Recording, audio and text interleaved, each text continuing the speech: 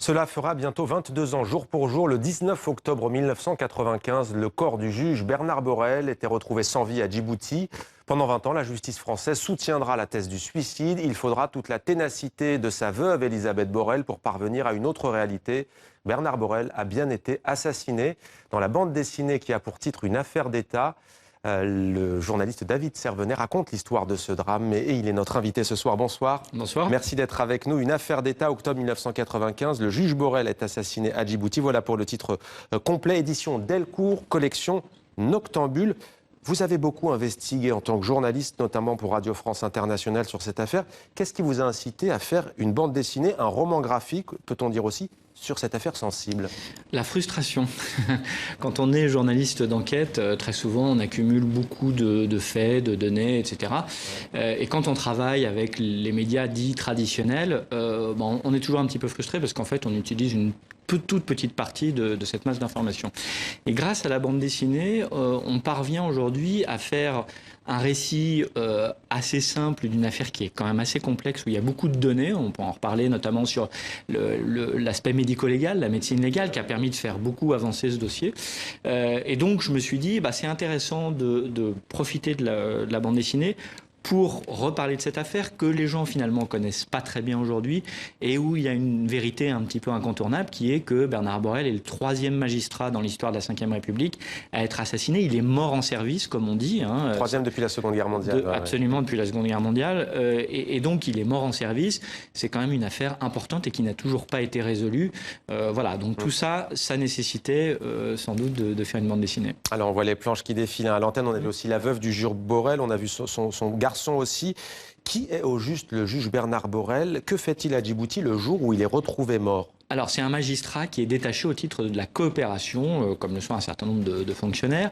Il est conseiller du ministre de la Justice à l'époque, et il a une mission du ministre djiboutien de la Justice, et il a une mission qui est notamment de moderniser, de revoir, de réécrire un petit peu le code pénal et le code civil.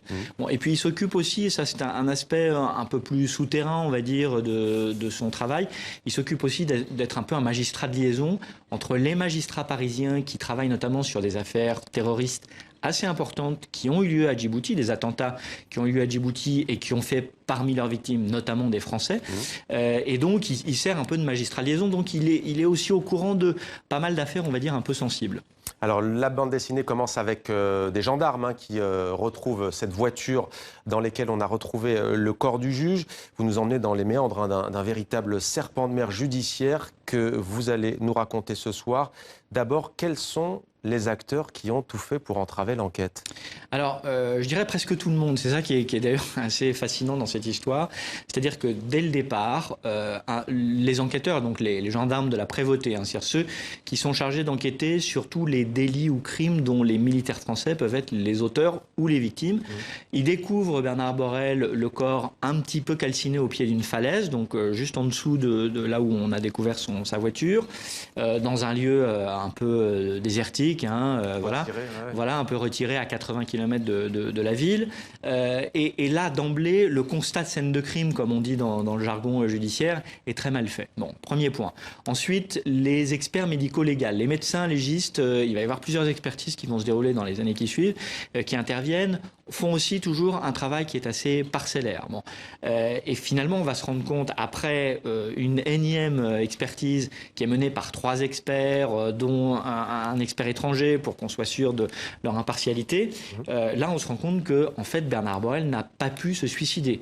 Si ce n'est pas un suicide, il s'agit donc au minimum d'un meurtre ou d'un assassinat. Pourquoi il n'a pas pu se suicider? Alors, il n'a pas pu se suicider notamment parce que la position dans laquelle on retrouve son corps ne correspond pas à la version officielle qui est qu'il se serait immolé par le feu, donc avec un jerrycan d'essence.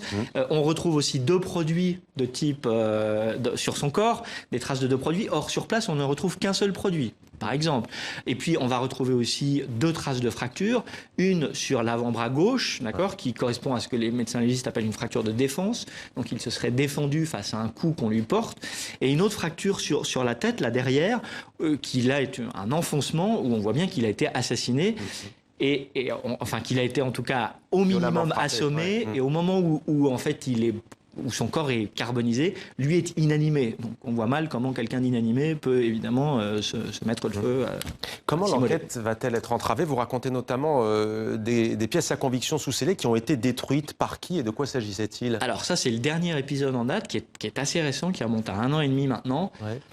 Il y a des scellés judiciaires donc, qui étaient stockés au sein des stocks du Palais de justice de Paris, qui ont été détruits après que le greffe du Palais de justice ait mis un coup de tampon disant on peut détruire ces scellés. Alors, il y a une enquête de l'inspection des services judiciaires qui a été menée, qui a conclu en gros à l'erreur.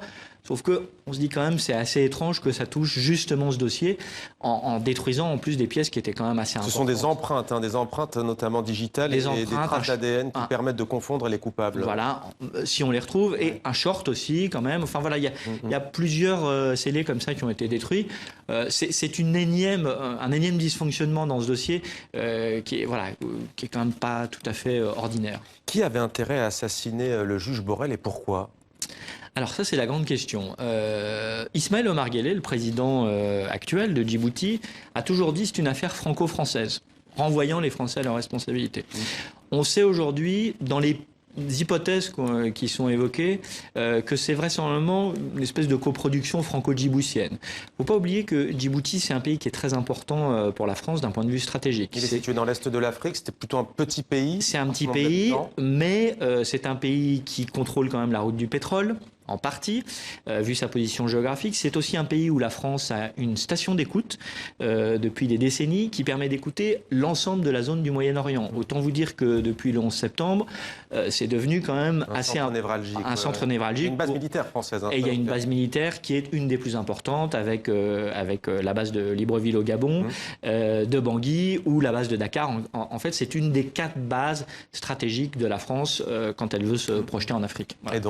Et donc, alors, une des raisons, dans les raisons qui sont, on va dire les hypothèses qu'on avance dans la bande dessinée, il y a l'hypothèse où Bernard Borrell aurait mis le doigt sur des trafics, notamment des trafics de matières fissiles nucléaires, et qu'il l'aurait amené, parce qu'il était réputé pour être un juge plutôt assez intègre, assez droit dans ses bottes, et qu'il l'aurait amené donc à tomber sur des gens qui ont voulu se débarrasser de lui. Ça, c'est une première hypothèse.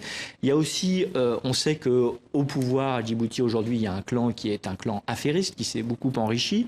On sait aussi qu'il y a eu un certain nombre d'affaires qui ont touché des militaires français. Il y a eu des condamnations dans un certain nombre de dossiers. Donc, est-ce qu'à un moment donné, il a mis la main aussi sur ce genre d'affaires et qu'il a voulu les dénoncer? On ne tranche pas, mais ça fait partie des hypothèses. Le mystère reste entier. En tout cas, à TV5 Monde, nous avions interrogé le président de la République de Djibouti, Ismaël Omar Guelleh. C'était il y a pratiquement 4 ans. On va écouter sa réponse. Monsieur le Président, vous avez toujours été soutenu par la France et les autorités françaises dans ce qu'on appelle l'affaire Borrell, du nom de ce magistrat français qui a disparu à Djibouti en 1995. Il a été retrouvé assassiné. Si vous aviez... assassiné, ça c'est vous qui le dites. Hein. Il faut le prouver d'abord, n'est-ce pas? Ensuite, nous avons déjà donné notre version des choses. Nous avons dit que s'il y a assassinat ou quelque chose, nous sommes à Djibouti, nous n'avons rien à voir là-dedans. C'est une affaire franco-française. Mais que répondriez-vous, Monsieur le Président, par exemple, à sa veuve qui vous met directement en cause dans ce qu'elle qualifie d'assassinat? Mais c'est elle qui l'a dit, qu'elle le prouve, je veux dire. Non, mais je vous ai posé la question tout à l'heure en vous disant comment une affaire judiciaire qui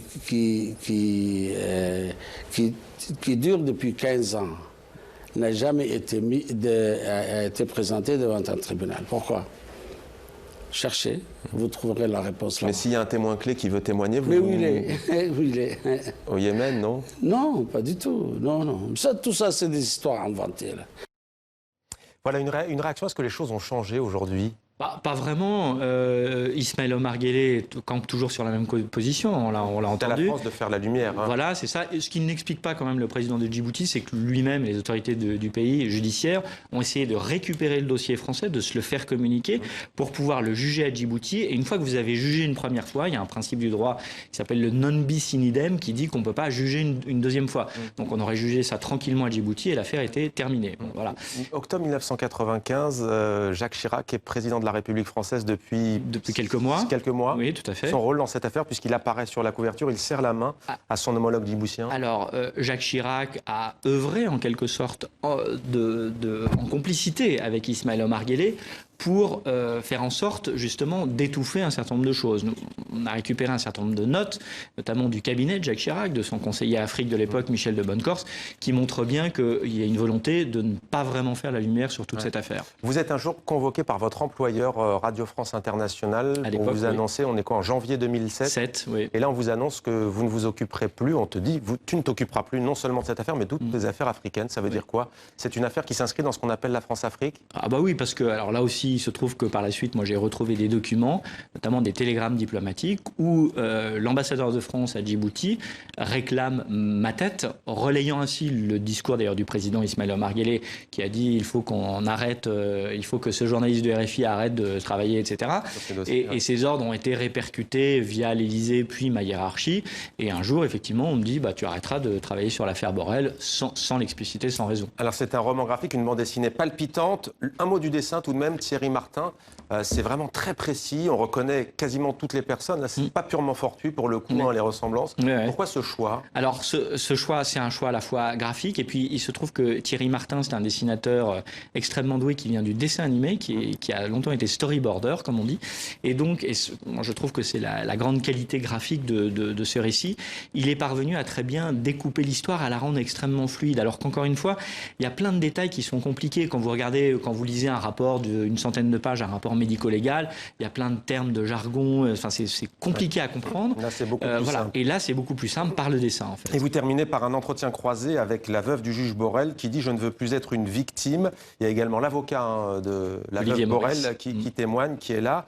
On m'avait caché tous les documents médicaux, notamment, dit-elle. Et il y a un encadré, pour finir, qui s'intitule « Le président Macron doit s'engager ». Oui, il a été sollicité. Il a été sollicité par Elisabeth Borrell, qui souhaite être reçue par le président, parce que, dit-elle, et avec une certaine logique et cohérence, si le président Macron est le président de la souveraineté et de l'autorité de la France, quand on est face à un tel dossier, encore une fois, un magistrat qui a été assassiné et qui est mort en service à l'étranger, peut-être que le président peut s'engager, notamment pour obtenir la déclassification d'un certain nombre de documents qui permettraient d'y voir plus clair. Merci beaucoup, David Servenet, donc auteur avec Thierry Martin d'une affaire d'État, octobre 1995. Le juge Borrell est assassiné à Djibouti, collection Noctambule, édition Delcourt. Merci à vous. Merci.